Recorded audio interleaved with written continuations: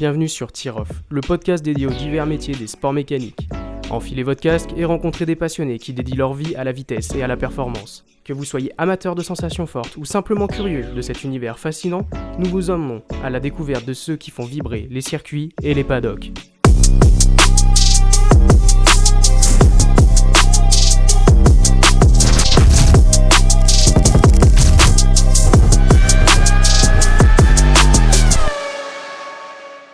Eh bien bonjour et bienvenue dans Tir-Off. Donc aujourd'hui je suis avec Arthur et on va pouvoir vous parler du coup un petit peu du podcast en général. Salut Arthur. Salut Hugo.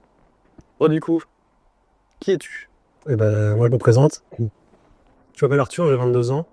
Je suis passionné d'automobile et de sport mécanique depuis quand même un moment. Enfin depuis que je suis gamin en soi. Je fais pas mal de vidéos là-dedans. Je suis un milieu qui me branche pas mal. Le gros intérêt également, ça va être qu'avec Hugo, on a quand même des approches assez différentes. Plus jeune, j'étais très proche de tout ce qui était sport mécanique professionnel, que ce soit avec la Formule 1, l'endurance, etc. Et plus le temps passe, et plus je découvre aussi le sport mécanique amateur sur plein de facettes différentes. Donc ça peut être quelque chose aussi d'intéressant. Donc moi c'est Hugo, je suis intéressé par le sport, les sports mécaniques depuis que je suis tout petit. En fait, j'ai eu une période, j'y ai découvert par rapport aux jeux vidéo et par rapport aussi à mon oncle qui était un grand fan du coup de sport mécanique. Et du coup, cette approche m'a permis de mon côté donc de suivre un peu ce chemin quand j'étais plus petit. Mais il y a eu une grande période en fait de ma jeunesse où j'en avais plus rien à faire en fait, ça m'a carrément quitté. Et c'est plus vers mon adolescence où j'ai commencé du coup à me réintéresser au sport mécanique. Par mon passé, du coup, j'étais un ancien mécanicien automobile. Donc du coup, il y a quelques notions que je peux avoir du coup sur certains éléments techniques. Tu fais quoi toi en ce moment? En ce moment, là, j'étais pas mal sur la MotoGP. Parce que du coup, c'était la dernière course de MotoGP. Après, je suis pas mal aussi IndyCar, même si là, ça fait un petit moment que j'ai pas trop regardé, mais c'est une catégorie qui me plaît beaucoup. Et du coup, après, il y a bien sûr la F1. Je regarde pas mal le WEC aussi. Je sais que toi, c'est pareil, t'aimes bien aussi le WEC. Sur l'endurance, c'est incroyable. Et après, je me rends beaucoup aussi regarder du GT World sur place, quoi, sur les circuits. Ça j'aime bien. Et toi, de ton côté? Et moi de mon côté, pareil au niveau de l'enfance. J'ai découvert les sports mécaniques, surtout au travers de mon père, qui a toujours été intéressé par ça. J'ai grandi avec une panoplie de jeux vidéo, de Gran Turismo 2 sur PS1 à tout ce qui est sorti sur la PS3. Et donc j'ai toujours été dans ce milieu-là. Il y a quelques années, je me suis penché énormément sur l'audiovisuel de notre école, parce que je filmais pas mal de trucs. Et je me suis mis à énormément filmer de vieilles voitures, années 80-90, avec du coup des vieilles caméras cassettes, etc.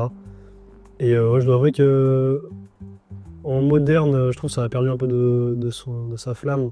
Je vais suivre le WEC, que je trouve les nouvelles réglementations sont folles. Mais je suis surtout grand passionné de sport mécanique un peu à l'ancienne, des années 70-90.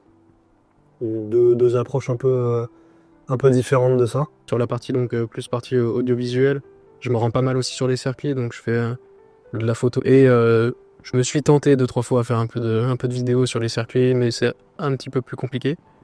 Mais les accès égales. non, ouais, c'est ça. On va. Mais du coup, je compense avec la photo. Et moi après, je suis plus dans la partie moderne, mais le truc où je te rejoins, c'est sûr que il y a un petit charme quand même qui a été perdu au niveau des sports méca. Pour avoir été pas mal de fois voir du GT. Le GT, ça fait un peu de bruit quand même. Et c'est les premières courses que j'ai vues, donc c'était du GT. Et après, du coup, plus tard, je suis allé voir donc la F1 au Paul Ricard. Et là, j'ai été déçu de la F1. Mec, le bruit, il y avait que dalle. Et il y avait juste avant, il y avait la Porsche Carrera Cup, qui était juste avant. J'avais l'impression que c'était des monstres de guerre comparé au F1. Voilà, le seul truc par contre qui est impressionnant avec la Formule 1, du coup, de l'avoir vu en réalité, c'est que tu te rends compte par contre que ça accroche, quoi. T'as vraiment cette sensation de ça bougera pas, quoi. C'est un putain de rail, quoi. Tu sais que pour le coup, pour avoir filmé, vu que là on est un peu dans les CV, j'avais filmé au circuit Paul Ricard, Grand Prix de France historique. Donc t'as un championnat d'Europe je sais pas s'ils font dans le monde, en tout cas je sais qu'ils roulent pas en Europe, de Formule 1, c'est le FIA classique, championnat, je sais pas quoi là. Où ils roulent des Formule 1 des années 80, enfin, c'est fin 70 jusqu'à 85. Et quand tu vois une grille de 30 voitures comme ça roule, t'as conscience que ça roule 10 fois moins vite qu'une Formule 1 moderne. Mais il y a une aura qui est inégalable. Tu vois tous les mecs sortent les voitures de travers, ça se bagarre, les voitures glissent dans tous les sens, ça fait un son magnifique. Il y a notamment l'impression que c'est des monstres que les mecs doivent dompter.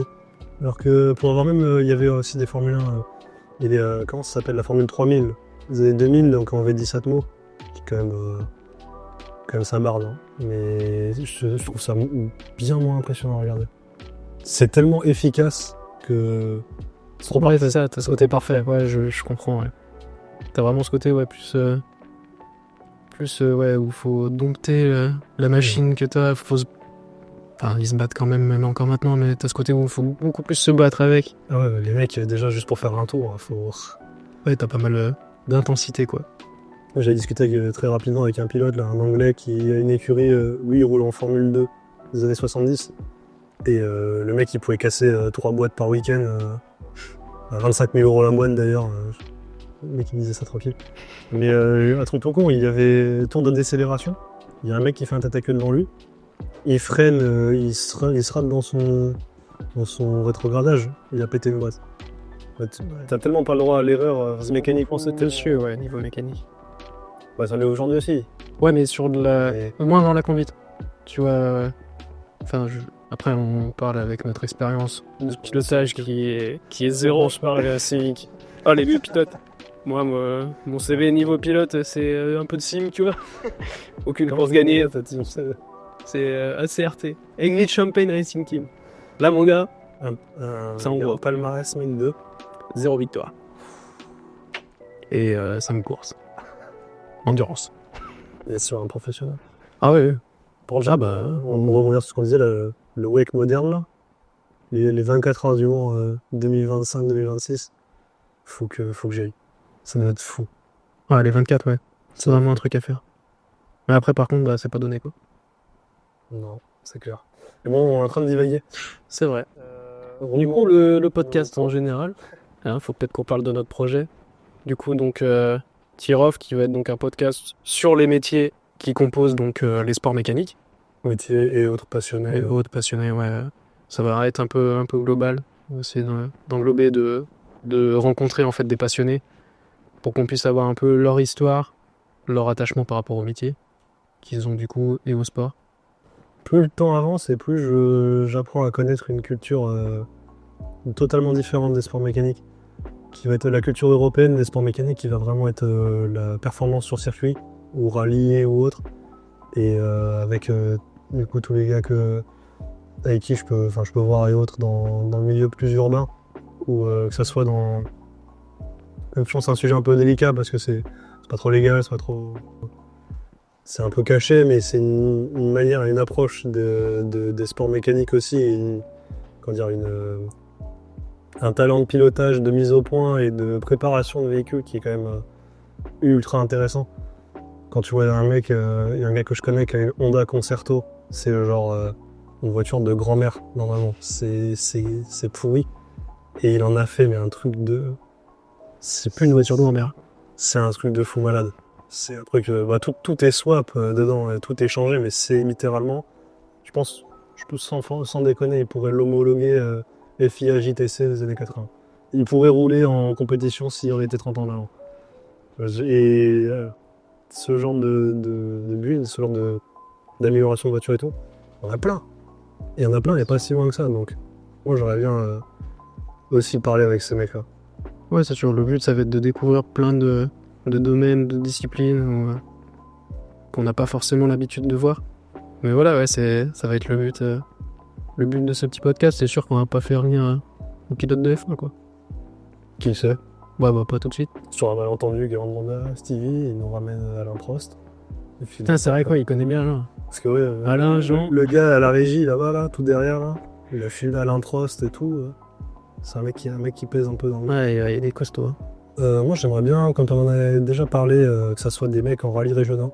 J'aimerais bien avoir leur expérience, en apprendre plus sur cette discipline, en apprendre plus sur comment y accéder, comment les mecs se procèdent, etc. C'est quand même une discipline à part entière, le rallye. Après, ça soit même pilote de karting, ça soit... Je sais que j'avais un ami, il y avait un gars dans sa classe, il faisait du kart cross. Ouais, c'est les sortes de team buggy sur les terrains de rallycross, Ouais, ça peut être super intéressant. ce genre de choses. Après, comme on a dit, en profil de... Comme j'en ai parlé juste avant, je connais quelques gars qui pourraient, pareil, nous parler un peu de leur expérience là-dedans, de comment ça fonctionne, etc. Après, ouais, mécanicien. J'aimerais bien aussi, je sais que c'est des bénévoles, comment dire, assistants, pas assistants de course, marshal, ça pourrait être Non, bah les ouais. stewards. Je sais que par exemple pour la 24 heures du Mans, c'est des bénévoles. De toute façon, ouais, sur quasiment toutes les courses, Je sais, il y a que en IndyCar qu'ils bougent sur chaque circuit. ils sont payés? Ouais, Ils sont payés par la fédération? les mecs, c'est les mêmes qui bougent sur chaque circuit. Je savais pas, mais j'ai appris ça il y a quelques temps. Moi, je savais pas non plus. À vérifier, mais normalement, Pour moi, c'est- c'était des... Bah, en tout cas, en France, ouais, c'est que du bénévole. Bah, ça pourrait être vraiment intéressant, tu vois. Je sais qu'il y a des gars qui font ça depuis 15 ans. Commissaire de course. Commissaire de course. Avoir un commissaire de course, un gars qui fait ça depuis 15 ans, ça pourrait être trop bien. Ouais, c'est sûr. Surtout que là, c'est un pur passionné, quoi. Parce que passer tous ces week-ends en bord de piste et tout, faut y vouloir en plein cagnard. Surtout le mec doit être sourd. Ouais, aussi. Ouais, ça dépend ce que tu fais, mais oui. Mais du coup, moi, sur certains points où je peux avoir, je pense, des profils où c'est possible. Donc, partie mécanicien, moi, j'en connais en rallye et en wake. Donc, du coup, c'est plutôt cool. Après, justement, au niveau commissaire, je connais aussi quelqu'un qui est commissaire. Bon, bah, ça fait pas si longtemps que ça, mais pareil, il a déjà fait plusieurs courses, plus du superbike. Et après, en pilote rallye, j'en ai deux. J'ai un ancien qui était avec moi justement en mécanique, et j'ai un de mes formateurs justement de l'époque où j'étais en méca, qui lui a bouffé du rallye toute sa vie. C'est un malade. Et son but, quand j'étais en cours, j'ai bossé sur une voiture en fait, c'était de la préparer justement pour pouvoir aller faire des courses sous les couleurs de mon CFA en fait. Je l'ai préparé, j'ai jamais mis le cul dedans, j'ai jamais conduit. Là, un vrai bonhomme. Moi, je suis parti un peu avant quoi, donc du coup. C'est pour ça. Ouais, mais j'avais fini ma scolarité. Ça se comprend. Mais ouais, mais même genre de penser à un plan de préparation ou autre. Même si ça peut être dans la culture automobile, sans parler forcément de sport mécanique. Je sais que j'ai un très très très bon ami à moi qui est carrossier.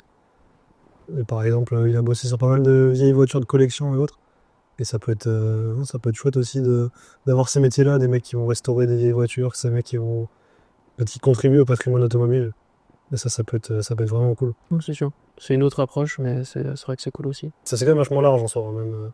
C'est ça qui pourrait être intéressant, c'est d'en couvrir le maximum, parce que il y a ce qu'on connaît, ce qu'on aime, mais en fait, il y a plein de trucs qu'on pourrait apprendre. Ouais, c'est ça. Il y a énormément de choses qu'on peut découvrir et plus approfondir, et même nous pour nos connaissances et tout. Et du coup, de pouvoir les transmettre aussi. Transmettre ce qu'on va apprendre de ces personnes, ça peut être vraiment intéressant. On avait aussi des petites idées d'épisodes un peu spéciaux. Du coup, ouais, sur la première saison, donc déjà, en dernier épisode, on aurait une idée un petit peu, est-ce qu'on pourra la concrétiser ou pas, ça c'est à voir. Mais ça serait de pouvoir réaliser un épisode justement sur un circuit, si c'est possible. Et pourquoi pas suivre un petit peu une compétition, ça pourrait être vachement cool, sur un week-end quoi. Après, c'est compliqué, mais on verra si on peut y arriver ou pas. Et des épisodes un peu plus tranquilles qui seront peut-être pas filmés ceux-là, mais réunis autour d'une table et parler un petit peu de l'actualité qu'on a sur les différents sports, sur ce qui se passe un peu en général. Même des moments, des points d'histoire, Ouais, c'est ça. des catégories un peu méconnues, des voitures iconiques. Ce sera pas filmé, je pense. Ce sera vraiment juste autour d'une table et des petites discussions avec plusieurs personnes qu'on pourra trouver, ou même avec l'équipe. Oui, non, mais oui. On ramasserait par terre. Ouais, voilà, qu'on trouve dans le couloir. Hein. Non, mais même avec déjà rien que l'équipe technique et tout. Ouais. C'est un truc. Je suis carrément chaud. Bon, voilà, ça sera à peu près le sommaire de ce qu'on aimerait faire et de ce qu'on va essayer de proposer tout au long de cette année. Je pense qu'il pourrait être chouette. On a quand même la présentation de notre podcast. On voit à peu près le profil des deux loupards qui vont présenter le truc. Pour être chouette de commencer aussi, là, de pouvoir me discuter juste un peu sport auto, un peu. Tu sais, justement, de profiter de l'autre partie de l'épisode pour juste parler de ce qu'on aime, quoi. Pour inverser un peu le truc. Moi, je pense qu'on peut enchaîner sur. Tu préfères Verstappen ou Hamilton? En vrai, c'est chaud, hein. Non, mais c'est vrai. Ouais, les deux me font chier. Ouais, Très honnêtement. oui, mais parce que toi, t'en as plus rien à foutre, ouais. Ce qui se passe actuellement, mais... En vrai, par c'est- contre, pour. C'est chaud parce que c'est pas du tout le même type de pilote. Non, clairement pas. Donc du C'est- coup, c'est compliqué. Mais après, ouais, t'as l'aura de Lewis quand même. J'ai l'impression que Verstappen, il se prend pour le Schumacher qu'il est pas, quoi. Ouais, je pense qu'il peut être costaud quand même, hein. Non, mais il serait quoi? Il est 2 fois champion du monde? 2 ou 3? Le mec est pas mauvais. Et il est 4 maintenant? Mais non. Il est 4. 3, mais il va être 4ème champion. Ah, c'est pas fait encore. Oui, oui, oui. Sur là-bas, là. Putain, il m'a fait peur. Bon, après, j'étais avec un... Ouais, mais on sait plus. Il nous a tellement niqué niveau... Il nous a niqué le cerveau, on sait plus. On sait plus où on en est avec lui. Mais Oh. non, un gros pilote. Oui, non. En vrai, je suis super salé parce que la Formule 1, je trouve que ça perd de fou en aura. Comparé à. C'est un sujet compliqué parce que ça, par exemple, ça peut faire l'objet d'un épisode. Et depuis son existence, la Formule 1, ça a toujours été les machines les plus poussées technologiquement, ou même avec les meilleurs pilotes du monde. Et donc, dans la suite des choses, forcément, maintenant, c'est des ordinateurs avec des roues, quoi. C'est un truc de fou. Mais je sais pas, je trouve ça. C'est tellement détaché du reste du monde. C'est devenu tellement à part entière et tellement particulier que. Tu sais, moi, perso, je me reconnais plus du tout dans ce sport-là. Ouais, je peux comprendre. Alors que le WEC, par exemple. Ouais, alors que... Ouais. Tu vois, il y a beaucoup de personnes qui délaissent un peu la F1 aussi par rapport à son format, tu vois. T'as eu beaucoup de personnes qui sont arrivées récemment, en fait, à y regarder. Et c'est vrai que le format de la F1, comme il est en général, c'est pas... Je pense que ça pourrait être revu, tu vois, pour attirer plus de monde ou justement que les personnes se lassent moins des courses. Elles sont des fois un peu... Je sais pas comment dire, mais un peu longues pour pas grand-chose, tu vois. Non, Il y a des pertes d'intérêt à des moments, il y a la stratégie et je pense qu'il y a plein de gens qui aiment tout ce qui est stratégie et tout. Et je pense qu'il y en a un paquet aussi qui en ont rien à carrer, tu vois. Moi je trouve que c'est un truc intéressant, ça me convient moi personnellement, mais je sais qu'il y a beaucoup de personnes qui critiquent aussi le format. Les voitures, c'est pas les meilleures années non plus des voitures, c'est un peu des bateaux quand même. C'est un peu triste aussi de délaisser, tu vois, certains grands prix ou des choses comme ça. T'as beaucoup de grands prix qui sont délaissés. Quand tu vois des Miami Ouais, ça- apparaître, les mecs se demandent s'ils vont. Bon, là, j'ai vu que Monaco, il était re-signé jusqu'en 2031. Ouais. Mais il y a eu quelques années, et on savait pas si Monaco il restait au calendrier. Ouais, alors c'est un des plus historiques. C'est le plus historique. Et ce qui serait bien, c'est peut-être de rebaisser un petit peu, tu vois, ce qui s'est passé déjà en F1, tu vois, les voitures. On réduit un peu ce qu'on a fait. Pourquoi pas les réduire ou par exemple, même ça parlait de remettre le. Enfin, ça parlait, je sais pas, mais je crois que il me semble que ça en parlait. Pourquoi pas remettre le refuel? Comme ça, déjà, elles sont plus légères, plus petites. T'as besoin d'un moins gros réservoir et tout. Mais les caisses, les Formule 1 de début des années 2000 à avant 2010, les toutes petites là, ça c'était fou. C'était fou. Bon, après, en vrai, avec la domination de Ferrari, je pense que à cette époque-là, ça m'aurait saoulé aussi. Ouais, je pense que c'est ça. C'était un peu comme un Mercedes Prime ou Red Bull il y a quelques années. Et je sais pas, même. Je sais pas, c'est des voitures qui dégageaient quelque chose qui avait vraiment été perdu. Tu vois, les bruits d'aspirateurs qu'elles font, elles sont pas impressionnantes à avoir roulé. Elles sont. Je sais pas, elles ont l'air énormes. Tu vois, des mecs qui ont 17 ans et où ils sont en Formule 1 quasiment. Je sais pas, je trouve que ça a perdu sa splendeur, mais après là je m'écarte. Alors c'est pas du tout le sujet. Donc, du coup, tu n'aimes pas la Formule 1. Non, en vrai, je déteste ce sport. De toute façon, les bagnoles, ça me fait chier. Je déteste ça. Non, la Formule 1. Mais je sais pas, j'ai l'impression que l'âge d'or de la Formule 1 il était tellement faux que voir ce qu'on a aujourd'hui, Ouais, mais après, ça tu vois, rend il dingue. Ça y a rend certaines choses, je trouve, qu'on a aujourd'hui, on a quand même. Même si c'est pas de la bataille en piste, parce que je trouve qu'on en a un peu moins. Mais par contre, on a de la bataille pour. Ouais, c'est un peu faux sur certains points, mais par exemple, cette année, je trouve qu'on a eu quand même un peu de bataille au niveau championnat, des choses comme ça, tu vois. Oui, après, On a des écuries qui sont. stratégie en course, faut pas que c'est un truc super important. Ouais, c'est sûr. Il faut que l'intelligence de course d'un pilote soit mise en avant, tu vois. Là-dessus, faut pas négliger l'intelligence de course au talent pur. Il faut quand même une bonne balance. Ouais, Si tu regardes un Ayrton Senna, qui était impitoyable derrière le volant, le mec était une machine de guerre, mais en intelligence de course, il était mauvais. Tu vois, s'il n'était pas premier, lui, il se crachait en fait. Il fallait qu'il fonce dans quelqu'un.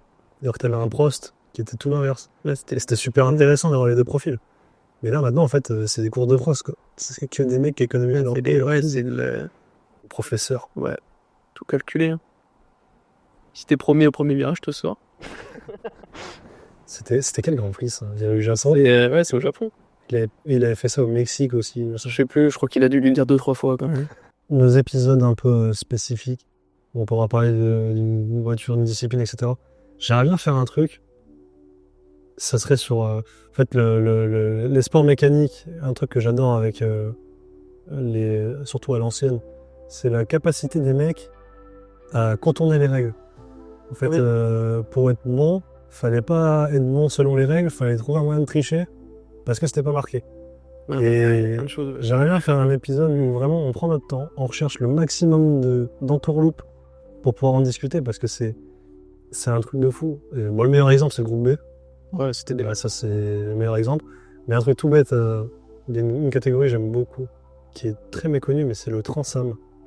Dans les années 70, c'était une catégorie qu'il y a aux États-Unis où en gros ils roulaient, c'était des grosses bagnoles, des Camaro SS, des Dodge Challenger, t'avais des Pontiac GTO, t'avais de la grosse muscle car, mais sur circuit routier.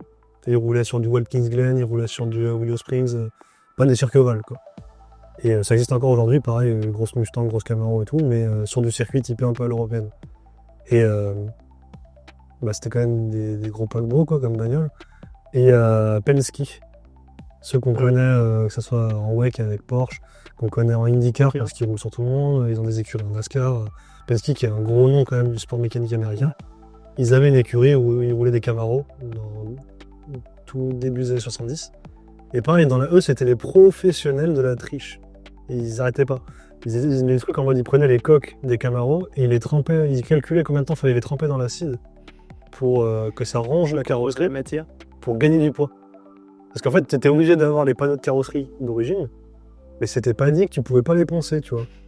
Du coup, les mecs, ils avaient littéralement une voiture qui faisait 300 kg de moins que les autres. Le mec prenait un plot et la voiture elle est pliée. Le mec était mort, hein, vraiment.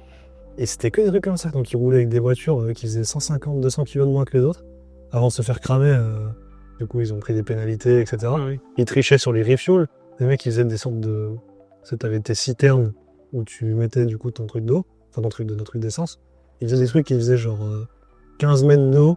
Comme ça tombait beaucoup plus vite et ils faisaient le plein en genre 15 secondes au lieu de 2 minutes.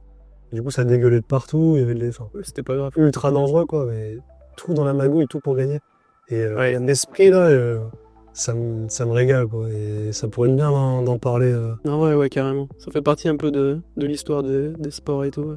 Mais ça existe plus trop ça, on a eu quoi? On a eu Ferrari là en 2019? C'était quand? C'était 2018, 2019 quand ils ont triché là. Je sais plus. Tu te rappelles pas? Non. Ils ont été bons toute une partie de saison, et après ils se sont fait cramer. Et la caisse a été nulle à chier. Je me rappelle. Ils avaient magouillé un truc en mode, tu sais, le capteur de... Je crois que c'est un truc sur le débit d'essence dans le moteur ou je ne sais quoi. Un truc sur un débit de quelque chose. Et en gros, il est pas en continu le capteur.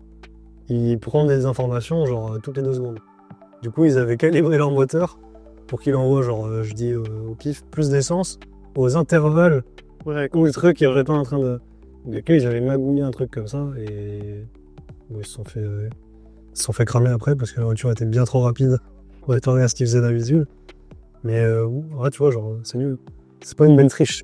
Non, c'est pas terrible. Mais il y a aussi des pour parler de triche, il y a un peu maintenant aussi. C'est de foutre de la flotte dans les pneus. Quoi? Ouais, je te jure. Comment ça? En gros, de mettre une petite portion de flotte dans ton pneu Ouais. quand tu roules. Et je sais même plus exactement. En fait, mon info, elle est nulle à chier parce que je sais même plus pourquoi exactement. J'ai pas retenu. Mais du coup, en fait, ça permettrait, en gros, de maintenir ton pneu en pression. Parce que du coup, quand tu vas le chauffer, ça va bouillir dans ton pneu. Ce qui fait qu'il va rester en pression, tu vois. Putain. C'est un peu naze aussi comme technique, mais c'est. Non, en vrai, c'est un truc de fou. Mais par contre, tu te dis, ils vont chercher loin, les mecs. Hein. Ouais, il y a- Pour gagner que dalle, mais.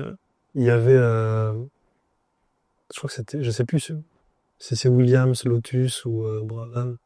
C'est les années, à l'époque des les wing cars. Tu vois ce que c'est? Les casse à effet de sol. En résumé très rapidement, dans le début des années 80, les ingénieurs en Formule 1, ils avaient inventé, en gros, ils avaient des voitures qui avaient des jupes latérales qui étaient à ras le sol. Et le fond de la voiture était travaillé de manière à faire comme une aile d'avion inversée. Au lieu de t'envoler, bah, t'es collé au sol. Et ça faisait que la voiture, elle est comme ventousée au sol. C'est qu'il pouvait prendre des virages à une vitesse hallucinante, dans des circuits qui n'étaient pas du tout prévus pour rouler aussi vite, dans des voitures qui n'étaient pas du tout prévues à encaisser le moindre accident. Donc ils se sont rendus compte que c'était débile parce que les mecs n'arrêtaient pas de se tuer. Ouais. Donc ils ont interdit ça. Qu'est-ce qu'a fait du coup juste après une de ces écuries? Je sais plus du coup si c'est Brabham, Williams ou autre. L'aérodynamique de la voiture était travaillée de manière à ce que la voiture soit écrasée au sol. Donc jusque-là, logique. Et en gros, le liquide de suspension s'évacuait dans un autre récipient pour que la voiture soit vraiment collée sa mère au sol. Et donc la garde, en fait, ils ont annulé l'effet des caisses des wing cars en augmentant la garde au sol des voitures. Donc eux, ils avaient plus ou moins une architecture de wing car. Donc tu te dis, bah, ils sont débiles, tu vois. Et en fait, du coup, la voiture, bah, elle s'affaissait avec la vitesse et elle recréait comment dire, Bah, c'était ça, quoi. cet effet aérodynamique. Et les voitures avaient le droit à 2 tours pour décélérer, refroidir. Et ils utilisaient ces 2 tours pour remonter la voiture en réinjectant le liquide dans les suspensions, un truc comme ça. Et bah, une fois, ça n'a pas marché. Et quand ils ont mesuré les caisses à l'arrivée, ils étaient genre 5 cm plus bas que les autres. Et ils se sont fait arracher la gueule, un truc bien, mais que des trucs de triche comme ça. Ça peut être sympa, ouais. Même parler de discipline, j'aimerais bien qu'on parle, même si maintenant ça commence à être quand même vachement revenu en avant, mais le groupe B. Le groupe B, Pikes Peak, Par exemple. sur d'autres disciplines. IndyCar, ça pourrait être bien. Il y a eu la session entre l'IndyCar et le kart des années 80. Je bois tes paroles. Non, mais c'était ça, je trouve ça vraiment intéressant. Mais en gros, l'IndyCar, donc on connaît aujourd'hui, c'était comment dire, c'est la fusion de 2 catégories. Il y avait le kart CART, qui était la catégorie qui était quand même la plus populaire aux États-Unis en monoplace. Et il y avait l'IndyCar, et le seul truc qu'ils avaient qui survivait, en gros, c'est qu'ils avaient les 500 bus.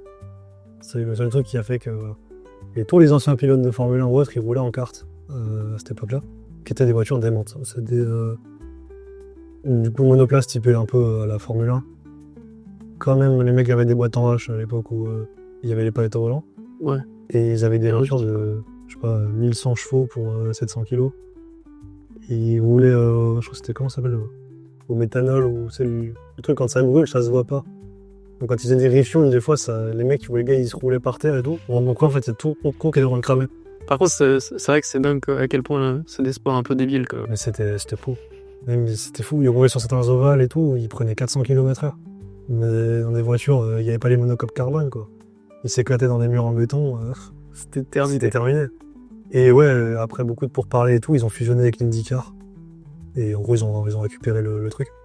Et maintenant, c'est ce qu'on connaît. Mais vraiment, l'IndyCar des années 80-90, c'était le prime du truc débile, quoi. Les mecs qui roulaient sur des circuits de NASCAR dans des voitures qui avaient juste pas les protections, 100 km/h plus vite que les NASCAR. Ouais, ça. C'est incroyable. Après, pareil, du coup, le NASCAR. Ah ouais, ça, je l'ai bouffé, j'adore ça. Bah, moi, j'en ai pas tellement vu plus que ça. Mais ça m'intéressait pas du tout, en fait, de base. Et j'ai commencé un peu à regarder 2-3 trucs et tout, et en fait, c'est vraiment des barges, les mecs. Et surtout que t'as cette approche, la première fois que tu vois, tu te dis, ouais, c'est chiant. C'est chiant, et puis, oh, y a quoi d'intéressant, ils tournent en rond, machin et tout. En fait, quand tu t'y penches, il y a beaucoup de choses qui rentrent en paramètres pour juste tourner dans un sens, tu vois. C'est vrai que c'est débile dit comme ça. Mais t'as tellement de choses qui rentrent en compte et tout, le danger, parce que Ouais, c'est sûrement. là, je sais pas combien. C'est surtout connu pour l'aspect dangereux des énormes carambolages et tout. Mais quand tu... Même juste la préparation des voitures. Quand tu les vois, les caisses, elles sont sur le côté asymétrique et tout. Il y a un travail de dingue, les setups de suspension, de freinage et tout. Et même c'est des courses qui sont très longues. Ça peut durer jusqu'à 4 heures. Hein. Ouais, c'est long. Et du coup, c'est une bataille stratégique de fou. Et même au niveau du pilotage, même si c'est très loin de la réalité, branchez un simu, mettez-vous sur un ovale avec une caisse de NASCAR et essaye de rouler propre à ras les murs à 330. C'est super dur. Imagine en vrai, quoi. Ouais, Avec 40 mecs autour. Et même tout l'aspect aérodynamique d'une voiture et de l'aspiration et tout, c'est le mieux démontré en NASCAR, quoi. En Formule 1, forcément, tu vas le voir, en wake, en n'importe quoi. C'est des phénomènes que tu verras. Il y a vraiment la manière dans laquelle c'est utilisé. Les mecs, j'avais vu ça il y a pas longtemps. En gros, quand ils roulent à plus de 300 km/h, quand ils arrivent juste derrière un gars, au niveau de la roue avant gauche, par exemple, au niveau du pare-choc à droite, quand tu te rapproches, t'aspires le mec devant toi. Donc les mecs utilisent ça pour aspirer les mecs et se déporter pour les dépasser. Ça, t'as plein de trucs comme ça. Et même le fait de, quand ils sont les uns derrière les autres, de venir le bum draft. C'est fou. C'est pareil, tu te dis des mecs qui sont à 300, l'autre il vient lui toucher le pare-choc et ils se poussent. Enfin, les mecs, c'est des marteaux, quoi. C'est des malades. Sur le NASCAR, c'est vraiment des malades. Ouais, j'avais vu, sur quoi j'étais tombé, où t'avais un gars qui en parlait justement, il avait fait du NASCAR et tout. Et il roulait en fait en France de base. Oui, mais en Europe. la NASCAR européen. Et non, mais après, il était parti vraiment aux États-Unis et tout roulé. Et il expliquait que lui, donc, il est habitué au circuit et à la méthode européenne en fait de rouler. Quand il est arrivé là-bas, il a dit j'ai rien compris. Il s'est fait engueuler et tout, je crois qu'il avait trop freiné. Il s'était fait niquer. Mais du coup, c'est tellement une autre mentalité. Et puis c'est. Ils sont impitoyables. Ouais. Ah, vraiment, s'il faut rentrer dans un mec pour passer. Faut rentrer. Ouais, c'est sûr. Je vais dire un truc que j'aime bien regarder là. C'est le truc de redneck ultime. Mais c'est les short tracks. C'est vraiment les tout petits ovales qui font 600 mètres. Où les mecs, ils ont 3 secondes de ligne droite, après ils sont dans un virage. Ouais, c'est tout. Mais du coup, pour dépasser, c'est super compliqué. Parce que... Bah, du coup, t'as moins d'aspect. Bah ouais. Et pour dépasser, ils le font forcément à la poussette. Mais ils ont toute une technique pour percuter un gars qui est, je trouve, magnifique. Ils vont venir le choper dans un angle pour le déporter et essayer de se faufiler à l'intérieur, etc. Et c'est des méthodes de conduite que quand tu fais ça en Europe, tu passes pour un dardard. Donc là, on va passer sur une partie où on va parler un peu plus de profil type qu'on aimerait trouver, qu'on aimerait avoir. Donc si jamais ça correspond à vous, de pouvoir nous contacter. Moi, je te disais, si c'est des personnes qui évoluent ou qui ont évolué dans un métier comme on a parlé tout à l'heure, qui vont être que ce soit dans le pilotage, dans la sécurité sur circuit, qui vont être dans la mécanique, qui vont être dans la restauration, qui ont des projets intéressants ou qui se sentent de parler de leur expérience dans l'automobile ou les sports mécaniques, faut nous contacter sur nos réseaux et on peut essayer de s'organiser pour faire un épisode ensemble. Et on se retrouve du coup la prochaine fois avec un invité. Avec un invité d'exception. T'as un petit truc sur l'invité ? Ouais, teaser, petite teaser. On va se retrouver avec un gars qui est à la tête d'une sorte de communauté qui va être justement dans ce dont je parlais au début, donc qui va être dans la mise au point et la personnalisation de véhicules des années 90, plus dans le côté street racing. Et donc il a la tête de quelque chose quand même, une communauté vraiment qui va au-delà de ça, que ce soit sur le partage d'informations, que ce soit sur la culture qui va derrière, etc. Il y a vraiment tout un monde que j'ai découvert du coup depuis 1 an et demi, 2 ans grâce à ce mec-là. Et donc il va pouvoir venir pour nous en parler et nous expliquer comment ça fonctionne et comment il est tombé là-dedans. Bah écoute, merci Arthur. Et merci Hugo.